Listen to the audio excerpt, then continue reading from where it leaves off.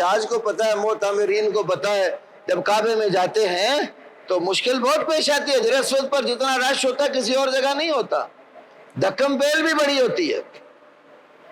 لیکن عبادت کے لیے گئے ہوئے لوگ اگر پڑھ کر سمجھ کر سیکھ کر جائیں، کبھی کسی کو دھکا نہ دیں۔ وہاں ہم نے لوگوں کے کپڑے پھٹتے ہوئے دیکھا۔ تو عبداللہ ابن عمر رضی اللہ تعالی عنہ سے زبیر ابن عربی ایک شخص نے مسئلہ پوچھا۔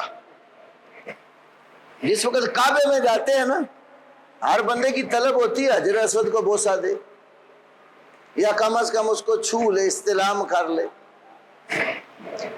تو عبداللہ ابن عمر سے حجر اسود کو چھونے کے بارے میں مسئلہ پوچھا تو ابن عمر نے جواب کیا دیا؟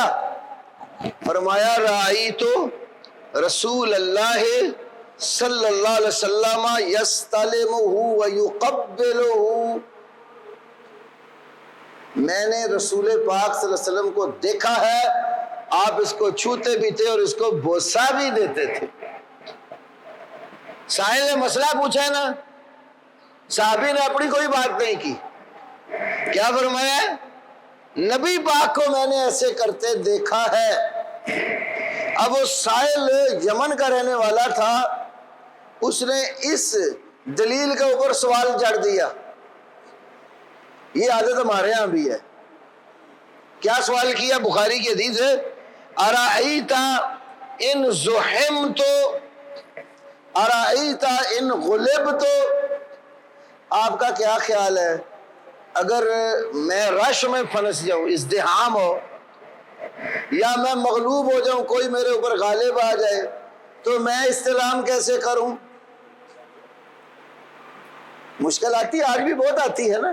حجاج کو پتا ہے، معتمرین کو پتا ہے، جب کعبے میں جاتے ہیں تو مشکل بہت پیش آتی ہے۔ حجر اسود پر جتنا رش ہوتا ہے کسی اور جگہ نہیں ہوتا، دھکم بیل بھی بڑی ہوتی ہے۔ لیکن عبادت کے لیے گئے ہوئے لوگ اگر پڑھ کر سمجھ کر سیکھ کر جائیں، کبھی کسی کو دھکا نہ دیں۔ وہاں ہم نے لوگوں کے کپڑے پھٹتے ہوئے دیکھا، پکڑ پکڑ کر کھینچ رہے ہوتے ہیں ایک دوسرے کو۔ گئے ہوئے آپ عبادت کے لیے ہیں، لڑنے کے لیے تو نہیں گئے۔ اگر بوسہ ضروری ہوتا تو نبی پاک استلام نہ کہتے یا دور سے اشارے کا سبق نہ دیتے۔ یہ آپ نے اسی لیے رخصت چھوڑی ہے کہ امت کی کثرت ہونی ہے، اور ایک چھوٹا سا تو حجر اسود ہے، اب اگر لازمی بوسہ قرار دیا جاتا تو لوگ تو وہاں قتل ہو جاتے۔ حضرت عمر کو آپ نے فرمایا تھا ابن ابی شیبہ وغیرہ میں، عمر تو طاقتور آدمی ہے، بہت قوی عقل تھے حضرت عمر، عمر تو طاقت والا بندہ ہے، حجر اسود کے اوپر کسی کو دھکا نہیں دینا۔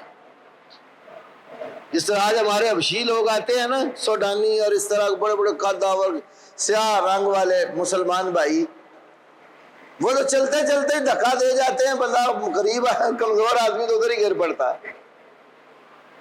تو سوال کر لیا کہ ابن عمر یہ بتاؤ، ارائیت ان زحمت ارائیت ان غلبت، آپ کی کیا رائے ہے، کیا خیال ہے اگر میں مغلوب ہو جاؤں، میں رش میں پھنس جاؤں تو کیا کروں؟ ان کی رسول پاک کی سنت سے محبت دیکھیے، انہوں نے دلیل میں نبی پاک کا عمل بیان کیا تھا نا، فرمایا اجعل ارائیت بالیمن، یہ جو تیرا ارائیت ہے نا، آپ کا کیا خیال ہے، آپ کی کیا رائے ہے، اس کو یمن میں رکھ کے آ۔ ہمارے یہاں بھی ایسا ہوتا ہے، کسی کو آپ رسول پاک کا فرمان سنا دیں بھی اس مسئلے میں نبی پاک نے یہ فرمایا ہے، وہ کہتا ٹھیک ہے نبی پاک نے فرمایا، مولوی صاحب آپ کا کیا خیال ہے، مفتی صاحب آپ کا کیا فتویٰ ہے؟ تو عبداللہ ابن عمر نے کہا اجعل ارائیتک بالیمن، یہ جو آپ کا خیال ہے نا، یہ خیال اپنے یمن میں رکھ کے آ۔ رأیت رسول اللہ صلی اللہ علیہ وسلم یستلمہ ویقبلہ، کہتے میں نے تو نبی پاک کو دیکھا، استلام بھی کرتے تھے، بوسہ بھی دیتے تھے۔ جب نبی پاک نے بوسہ بھی دیا ہے، بوسے کا موقع دے بوسہ دے لے، استلام کیا نہیں بوسہ دے سکتا، ہاتھ لگتا ہے لگا لے، نبی نے جو کیا وہ کر، آگے پوچھ رہے کیا مطلب ہے ابن عمر تیرا کیا خیال ہے؟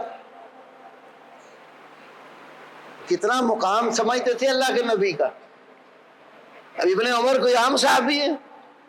میں نے 2 حدیثیں رسول پاک کی آپ کو سنائی بخاری سے، 1122 نمبر اور اسی طرح 7029 نمبر، کہ نبی پاک نے ان کو کہا کہ یہ نیک آدمی ہے، اور ایک فرمایا کہ اگر راتوں کو قیام کرے تو ساری زندگی قیام کیا۔ جس شخص کی میں نے پہلے بھی کہا تھا نا، نیکی تقوی پرہیزگاری کی گواہی اللہ کے رسول دے، پوری دنیا میں اس سے بڑی گواہی کوئی نہیں ہے۔